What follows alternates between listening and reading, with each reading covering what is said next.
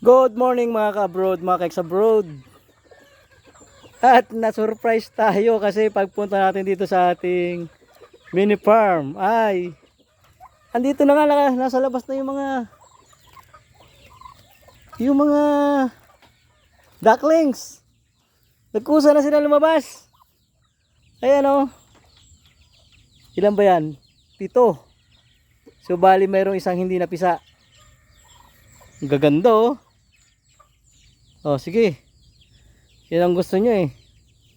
Bahala lang kayo sa sarili nyo ha. Hindi na kayo papakalman. So, next project natin ay gagawa tayo ng maliit nilang languyan. Para meron naman silang mapagkaabalahan habang sila ay lumalaki. Ang gaganda oh.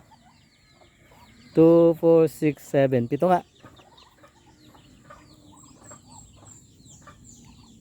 Mga ano. May 2 purong puti. At mayroon namang puti at itim. 5 puti at itim. Sana marami sa kanila ay babae. Para mas marami tayong mapaitlog at mapalimlim. Bala ko pa naman sanang ilagay sila dito sa bangkulong. Dito ko sana sila ililipat eh. Kaso kaya na pala nila. Pero mayroon pang isang natira. Mayroon pang isang natirang itlog. So sana ano kaya ito, bugok na talaga. Meron pa siya natira isang itlog dito.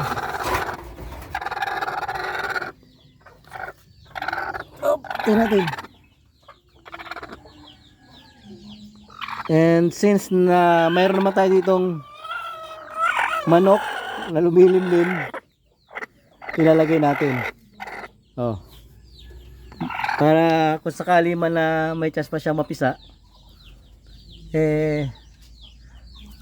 magkakaroon siya ng chance na mabuhay. Diba? Wala namang mawawala kung yan ay bugok na talaga. Bukas, tatanggalin na natin. Pero kung mapipisa pa siya sa ngayong maghapon, magkakaroon pa siya ng second chance. Sabi nga. So, ayan mga ka-abroad, mga kis-abroad, ando na.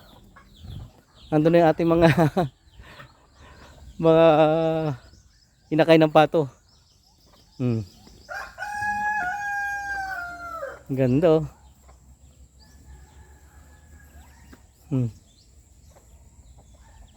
So ayan, maraming salamat sa panonood mga ka-abroad, mga kis-abroad. Hanggang sa muli. Bye bye.